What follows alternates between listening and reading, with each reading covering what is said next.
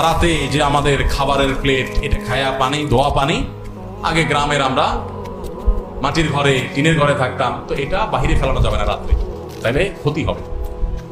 এই মাসালা যারা বানাইছেন, জাল হাদিস, নিষেধ নাই কোথাও হাদিসে, ফাললে কেউ ফালাতে পারে, কিন্তু অবশ্যই দেখে শুনে ফালাতে হবে কার গায়ে পড়ে কিনা। আগের যুগে তো এত কারেন্টের ব্যবস্থা ছিল না, এত বিদ্যুৎ ছিল না, লাইট ছিল না, তো কেউ যদি উড়াদুড়া খাইয়েই দরজা খোলা দিয়ে বাইরে মারে, কারো গায়ে পড়তে পারে।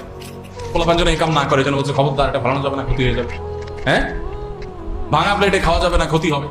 ভাঙা প্লেটের ভাঁজে ভাঁজে হয়তো ওইটা হয়তো কোনো প্লেটের দোকানদার হাদিস বানাইছে, যাতে করে কোনো কোনো প্লেট বিক্রি হয়। এই যে আরেকটা মাসালা আছে না এরকম, যে কি, যদি পড়ে কেউ বই খোলা রাখে, পোলাপান বই পড়ে খোলা রেখে চলে যায়, তাহলে কি হয়? শয়তানে পড়ে। শয়তানে পড়লে তো ভালো, শয়তান মানুষ হয়ে গেলে তো এটাই চাই আমরা, শয়তানে পড়লে তো ভালোই। আসলে তো তা না, রাতে হাত পায়ের নখ কাটা ঠিক না, কাটালে ক্ষতি হয়। আসলে করোনা দিতে কোথাও নিষেধ নেই, কেউ চাইলে কাটতে পারে, কিন্তু নিষেধ করছে কেন?